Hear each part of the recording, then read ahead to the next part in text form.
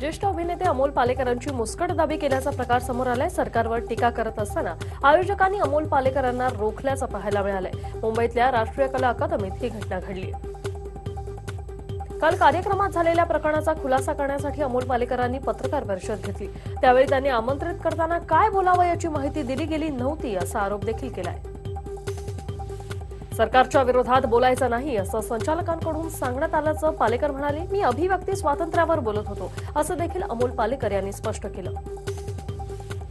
ज्येष्ठ अभिनेते अमोल पालेकर यांना भाषण करताना रोखलेल्या प्रकरणाचा काँग्रेस प्रवक्ते सचिन सावंत यांनी जाहीर निषेध केला।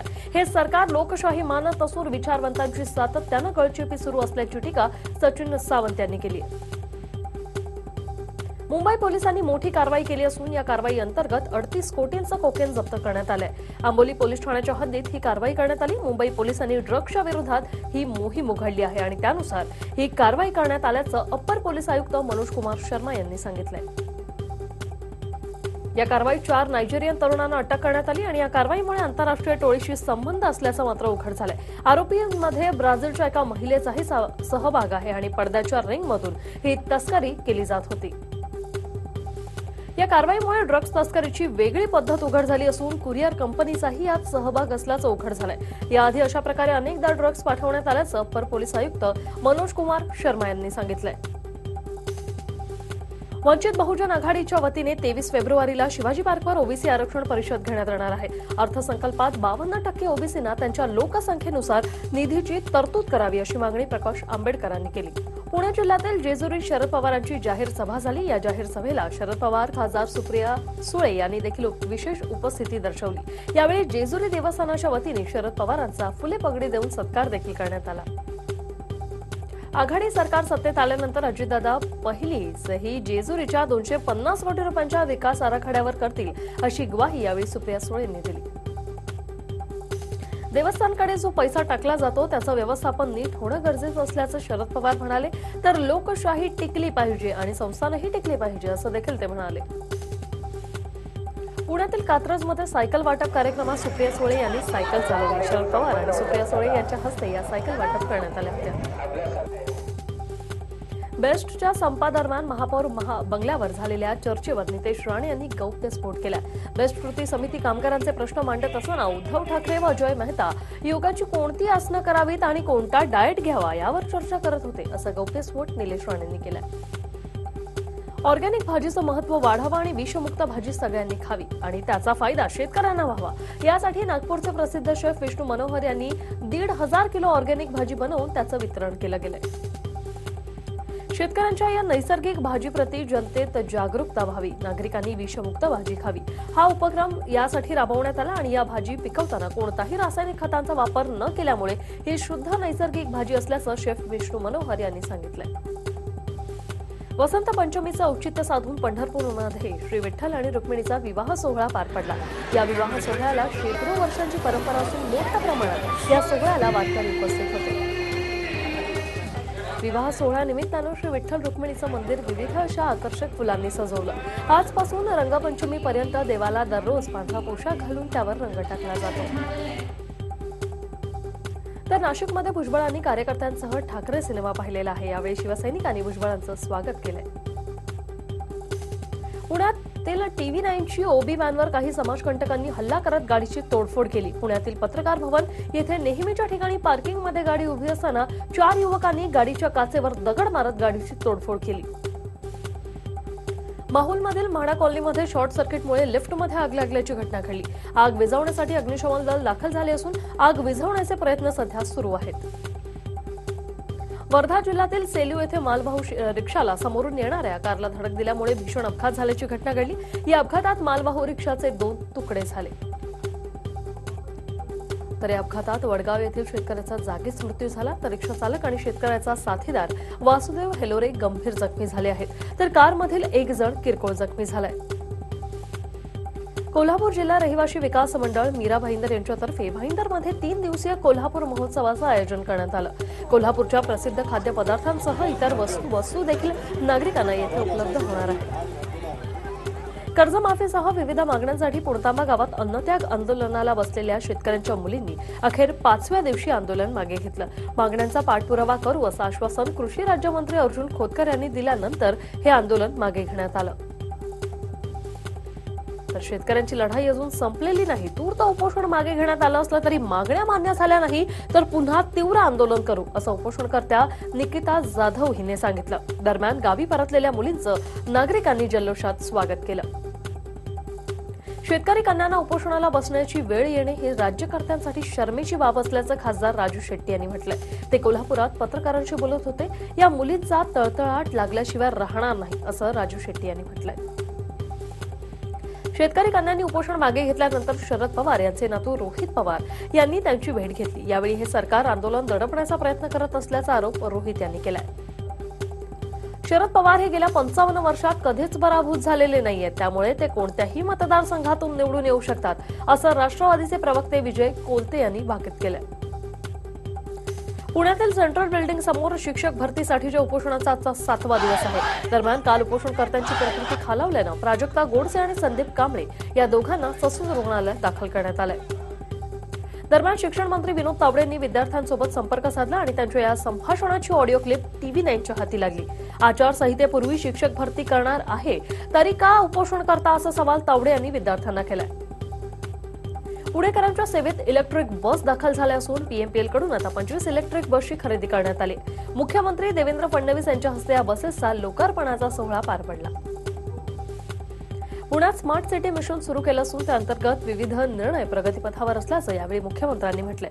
तसंच पुण्याच्या मेट्रोचं कामही प्रचंड वेगात सुरू असल्याचं त्यांनी सांगितलेलं आहे. इचलकरंजी राज्यव्यापी निवारा हक्क परिषदेचं आयोजन करण्यात आलं होतं आणि यावेळी बांधकाम कामगारांच्या घराचे 10 लाख रुपये करण्याची मागणी जी आहे ते करण्यात आली. या संदर्भात तातडीनं निर्णय न झाल्यास बांधकाम मंडळावर धडक मोर्चा काढण्याचा निर्णय या परिषदेत घेण्यात आलाय. बांधकाम मंडळाकडे जमा असलेला 9,000 कोटी रुपयांचा निधी दिला पाहिजे अशी मागणी माजी आमदार नरसय्या आडम यांनी केली आणि निधी न दिल्यास कोल्हापूर जिल्ह्यातील बांधकाम कामगारांनी या कंजूशी मानसिकतेच्या भाजप सरकारला हद्दपार करावे असं आवाहन देखील माजी आमदार नरसय्या आडम यांनी केलंय. नागपुरात संकल्प विदर्भ निर्मिती सभा पार पडली. यावेळी काही ते शिवाजींना पुढे करून विदर्भाची लूट करतात अशी टीका विदर्भवादी श्रीहरी अणे यांनी शिवसेनेचं नाव न घेता अप्रत्यक्षपणे केली. एल्गार परिषदेबाबत सरकारकडून दडपशाही सुरू असून एल्गार परिषदेनंतर झालेल्या परिषदेबाबत पुणे ग्रामीण आणि शहर पोलिसांमध्ये मतभिन्नता असल्याचं प्रकाश आंबेडकरांनी म्हटलंय. प्रकाश आंबेडकर यांच्या सभांना गर्दी होते पण त्यांना मतं मिळणार नाहीत असं वंचित आघाडीचे आमदारही येणार नाहीत असं वक्तव्य रामदास आठवले यांनी केलं. आंबेडकरांनी माझं ऐकलं असतं तर मी मुख्यमंत्री झालो असतो असंही ते म्हणाले. सरकारने दुष्काळ जाहीर करून शेतकऱ्यांवर असलेल्या कर्जाच्या वसुलीला स्थगिती दिली.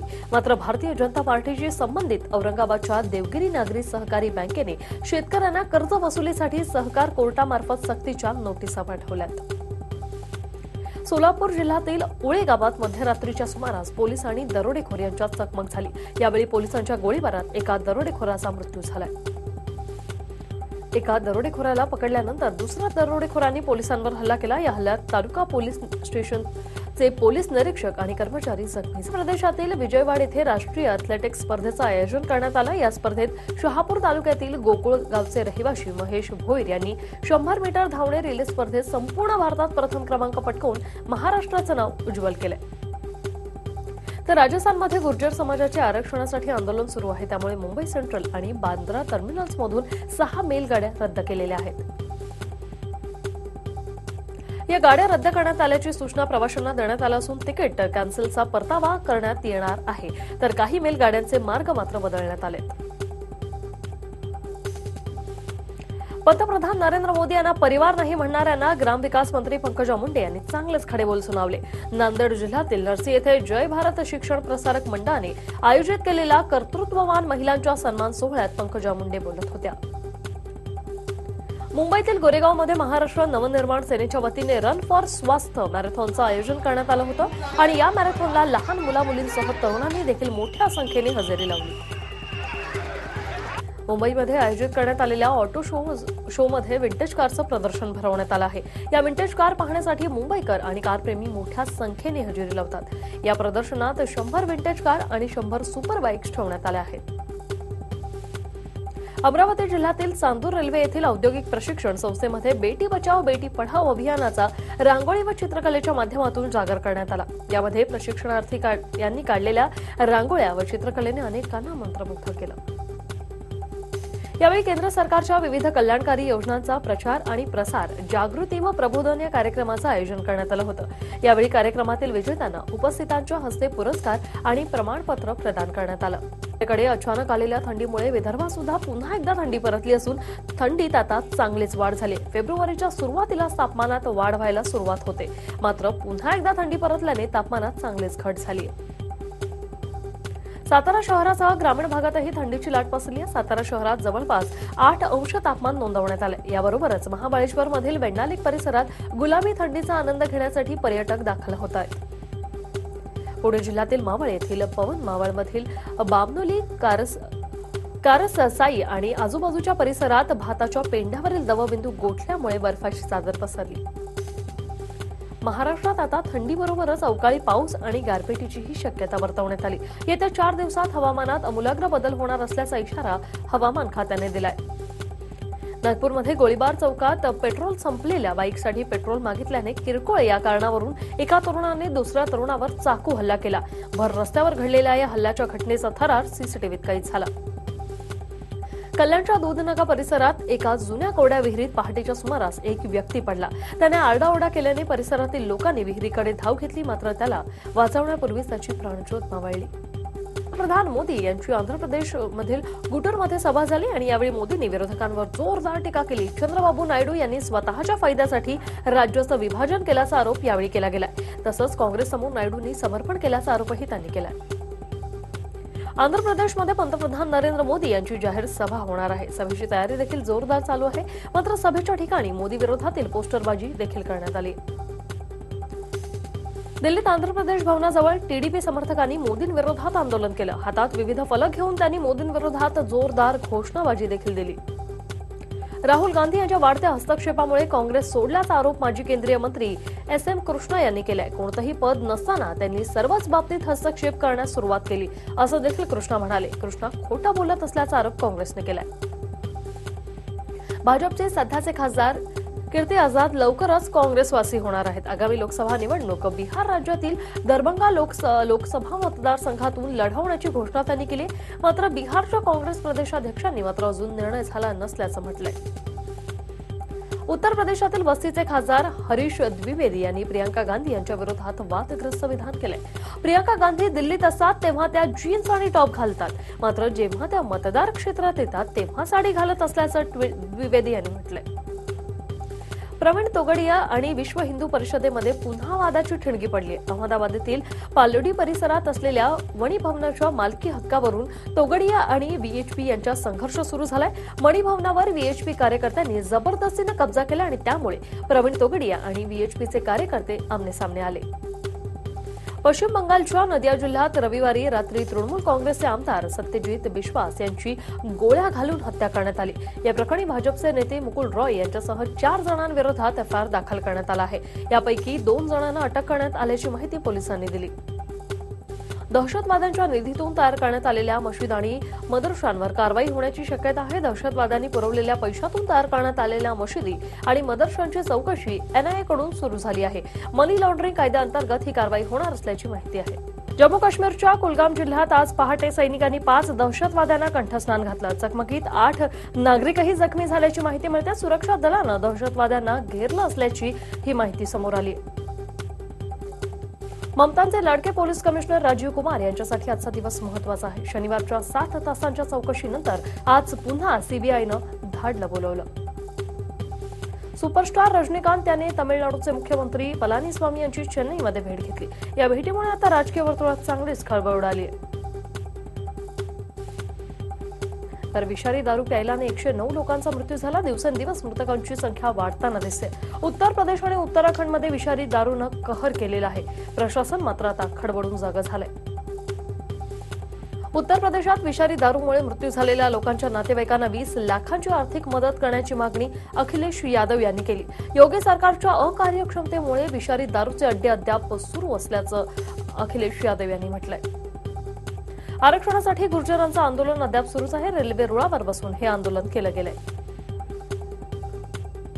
गुर्जर आंदोलनाचा फटका रेल्वे प्रवाशांना बसताना दिसतोय. आंदोलनामुळे अनेक रेल्वे गाड्या रद्द झाल्यात. प्रयागराजमध्ये सुरू असलेल्या कुंभमेळ्यातील आजचे तिसरे आणि शेवटचे स्नाही स्नान पार पडले. तर भोपाळमध्ये वातावरणात अचानक बदल झाल्याचं पाहायला मिळतं. अचानक थंडी वाढल्यामुळे नागरिक बेहाल झाले असून थंडी घालवण्यासाठी ठिकठिकाणी शेकोट्या पेटवल्या गेल्या. जम्मू काश्मीरमध्ये राजौरी येथे मोठ्या प्रमाणात बर्फवृष्टी झाली. या बर्फवृष्टीमुळे सर्वत्र बर्फाची चादर दिसून आली.